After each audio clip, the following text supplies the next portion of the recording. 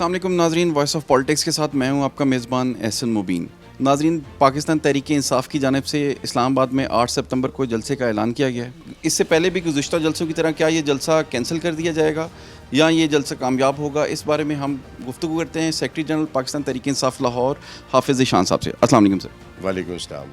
سر، 8 ستمبر کو پاکستان تحریک انصاف اپنا power show اسلام آباد میں کرنے جا رہی ہے، کیا خیال ہے یہ پچھلے جلسے کی طرح کینسل کر دیا جائے گا یا یہ اس دفعہ جلسہ ہوگا؟ دیکھیں، ابھی جو تازہ پیش رفت ہے وہ یہ ہے کہ انہوں نے سینٹ میں بل پیش کیا کہ اسلام آباد میں بغیر این او سی کے، یہ بکھلاہٹ ہے۔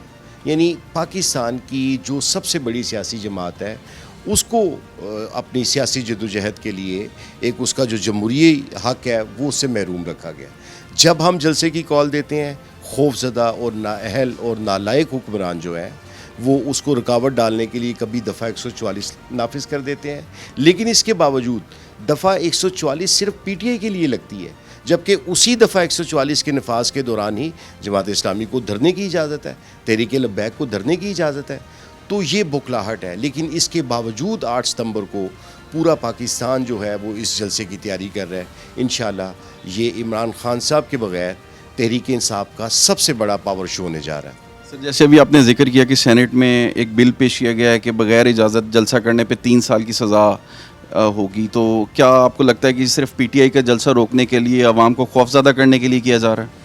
بالکل خوفزدہ کرنے کے لیے کیا جا رہا ہے۔ 9 مئی کو آڑ بنا کے جو انہوں نے آج تک کے اقدامات کیے ہیں اس سے زیادہ خوف کیا ہو سکتا ہے؟ یعنی جو ہمارا 8 فروری کا ایک جنرل الیکشن تھا، اس الیکشن میں کینڈیڈیٹ کو باہر نہیں نکلنے دیا گیا، کارکنوں کو گرفتار کیا گیا، جیلیں بھری ہوئی تھی تحریک انصاف کے کارکنان اور لیڈر سے، لیکن اس کے باوجود لوگوں نے خوف کے بت توڑے اور لوگوں نے پاکستان کے لیے عمران خان کو ووٹ دیا، آزاد امیدواروں کو ووٹ دیا، نشانات کو ڈھونڈ ڈھونڈ کے ووٹ دیا۔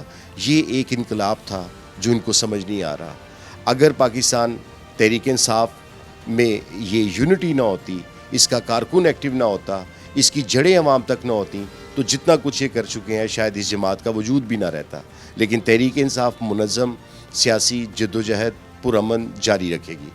سر، کیا لگتا ہے حکومت اس میں رکاوٹیں ڈالنے کی پوری کوشش کرے گی؟ گرفتاریوں کی کوشش کی جا رہی ہے؟ حکومت رکاوٹیں ڈال رہی ہیں، گرفتاریاں ہو رہی ہیں، ہمارے لوگوں کو اٹھایا جا رہا ہے، یہاں پہ مانیٹرنگ کی جا رہی ہے، تھانوں کو فہرستیں فراہم کر دی گئی ہیں لوگوں کو خوفزدہ کرنے کے لیے یہ جو قانون سازی کی جا رہی ہے۔ لیکن دیکھیں کتنی بدقسمتی کی بات ہے، یہاں پہ فرد واحد کے لیے، یعنی جب رجیم چینج ہوا اس کے بعد صرف نواز شریف کو فیسیلیٹیٹ کرنے کے لیے قانون سازی کی گئی۔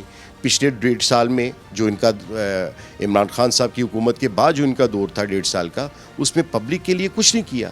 ہاں، نواز شریف کے، شریف خاندان کے سارے مقدمات ختم کیے گئے۔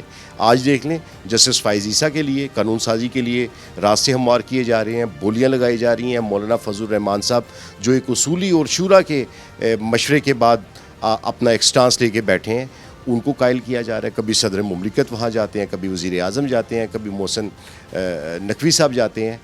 یہ ساری چیزیں کیا ہیں؟ صرف ایک سیاسی جماعت کے خلاف، یعنی ان کی ترجیحات عام آدمی نہیں ہیں۔ عام آدمی کا معیار زندگی خط غربت سے نیچے گر گیا ہے۔ یہاں پہ پیٹرولیم کے نرخ کیا ہیں؟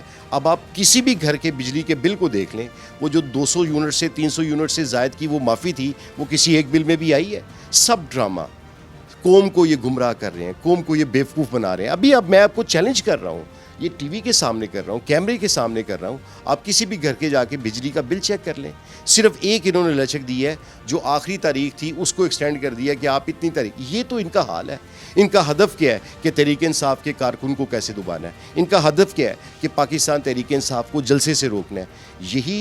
یہ جو ایک ملک میں غیر اعلانیہ مارشل لا نافذ ہے، اس ملک کی جو معیشت دانوں نے جو اس کے اعداد و شمار بتائے ہیں کہ بیرونی سرمایہ کار باہر چلے گئے ہیں، کاروبار لوگ پاکستان سے لے کے جا رہے ہیں، اچھے بھلے کاروباری لوگ وہ پریشان حال بیٹھے ہیں۔ تو خدارا اس ملک کے حال پہ رحم کریں، جمہوری سفر کو چلتا رہنے دیں۔ کسی سیاسی جماعت کو آج تک تو آپ ختم نہیں کر سکے اتنے ظلم کے باوجود بھی، تو انشاءاللہ تحریک انصاف پاور شو کرنے میں کامیاب ہوگی۔